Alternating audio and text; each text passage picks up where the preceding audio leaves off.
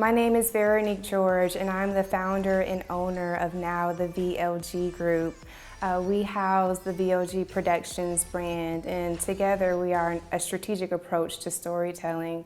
So happy and proud to be presenting another show underneath this parent company called The Center. It is a show that is centered around women and girls who have been abused, who have experienced trauma, and who are really looking to find the tools and the resources to overcome everything that life has thrown their way, to become the highest version of themselves, to reach their fullest and highest potential.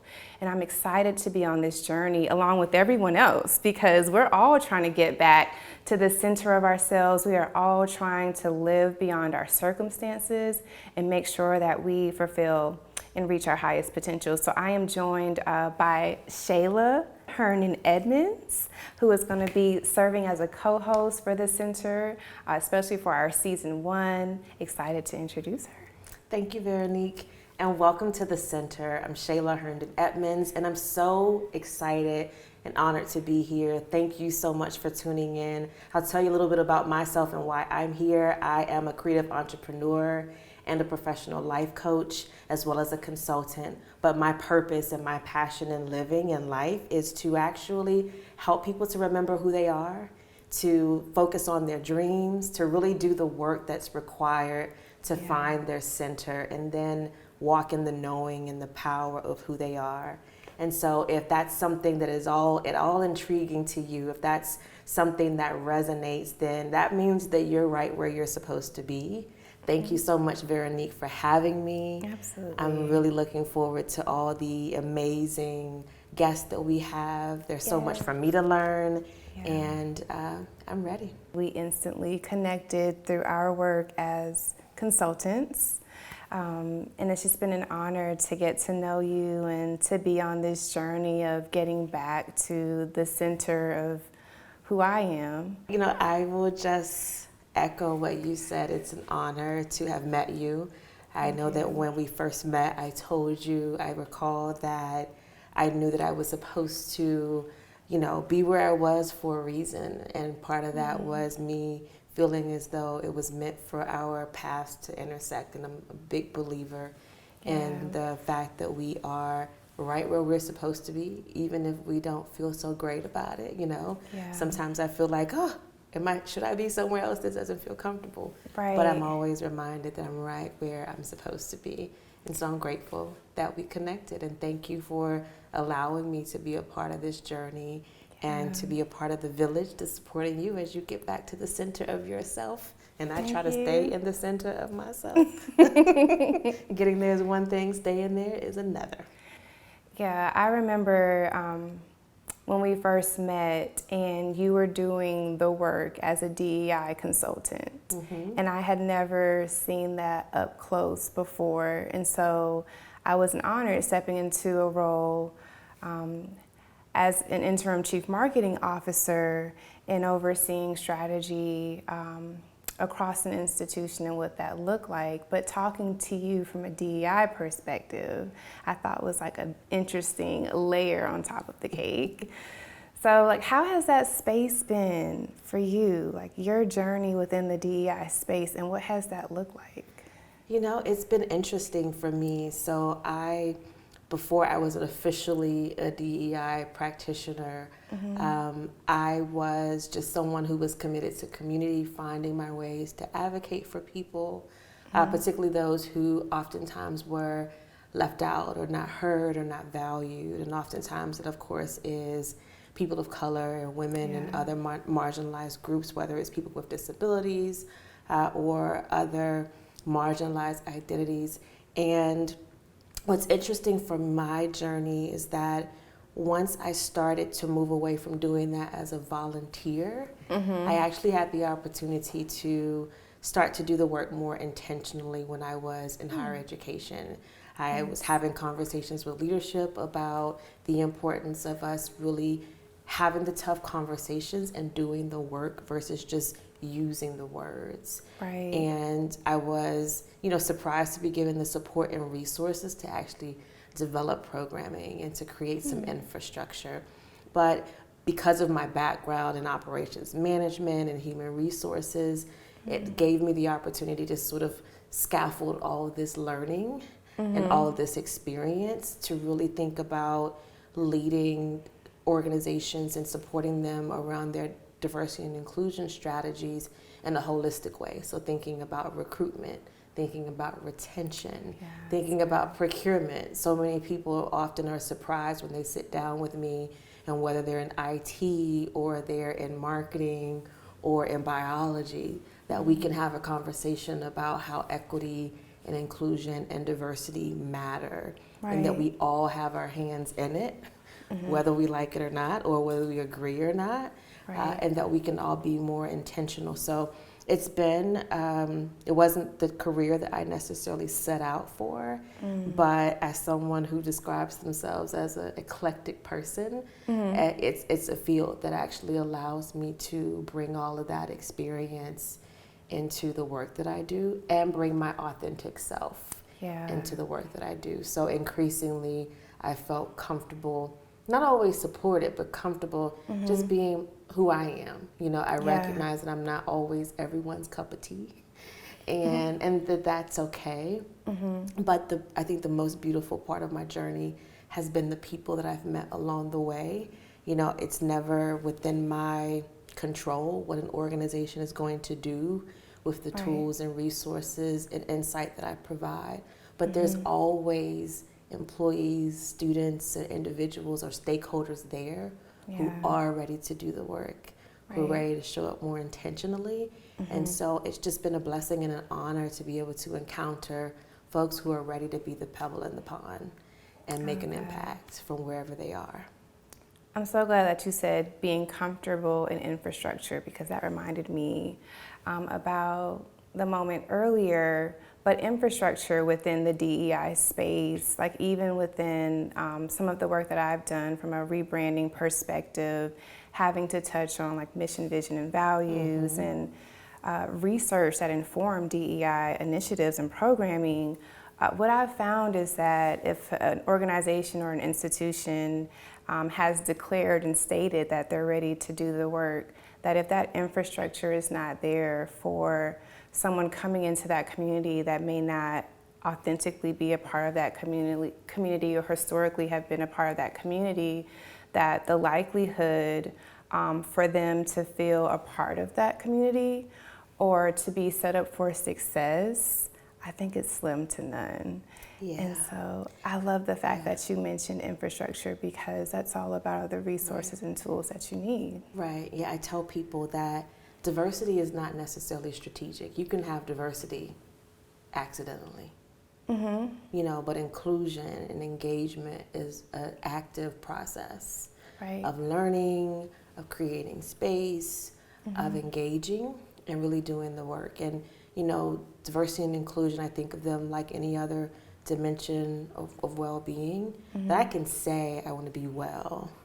But if I'm not thinking about, well, what does that mean? What is required? Like if it's around, you know, health and wellness in terms of my physical body, you know, I can say I'm going to lose 10 pounds this month, you know, for my blood pressure. But if I'm not meal planning, working out, and actively engaged in the work, it's just something that I said.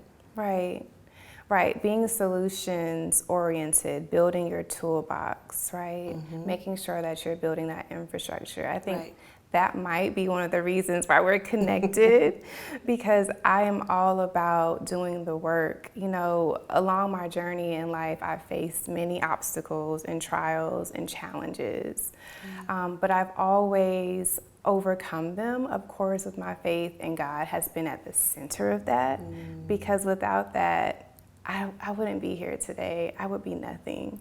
And so knowing that my faith and therapy and all of these tools together, carried me through those moments, you know, being uncomfortable is something that I've grown accustomed to. And so when you mentioned that earlier, I think it's so important for us to first be committed to providing tools and resources, and then knowing that there might be some spaces where we're going to feel uncomfortable, but we have to show up anyway. My journey, and my love for women and girls has kind of intersected here in Winston-Salem. I'm so glad to be a part of this community, and found that within this space, this idea developed and evolved for me to expand the programming that I'm offering under VLG Productions and the VLG group, to now include women and girls. And so providing those same tools and resources that you talked about, not only from a DEI perspective, but creative consultant perspective, I think it's brought us to this moment now. I agree. And I'm glad that you decided to expand your audience and your focus to include women and girls. Even in my work in the DEI space, there is the strategy on the client side, but then there's also building community and holding space, and being a safe space for women, and other people who've experienced gender marginalization in the workplace. So it's so important because there are so many people who, whether it's on their jobs or in their community, like you said, are going through or have experienced trauma and hardships. And it's my belief that the more that any opportunity that I have to help someone feel seen, to check in with themselves, to trust themselves more, and just to feel supported, that, that interrupts, even if it's just for a moment, the constant stream sometimes of negative chatter or experiences that some people are navigating. So it's definitely an honor to be in this space, but to also have another ally and accomplice in doing the work. Absolutely. So that's brought us to the center, providing infrastructure for girls, women, providing these tools and resources for a cause that's really near and dear to my heart. Women and girls who have been abused, who have experienced trauma. I recall very early on when we got together, that your work within the OMG, oh my goodness, space, and as a consultant, you had an event called Pour, and there were some other women who are leaders and just friends, just a part of the community. We were having a conversation, and I had not thought about it in this way, but you talked about we're all here in this moment, like getting back to the center of ourselves. And I remember, like, before I moved here because I was just open to the opportunity. I just said yes. And the fact that yes led me here and led me to that moment where it was like, it all made sense to me, like why I was here, why I needed to be here to do the work. So excited that the center is now taking on a leg of its own, a life of its own.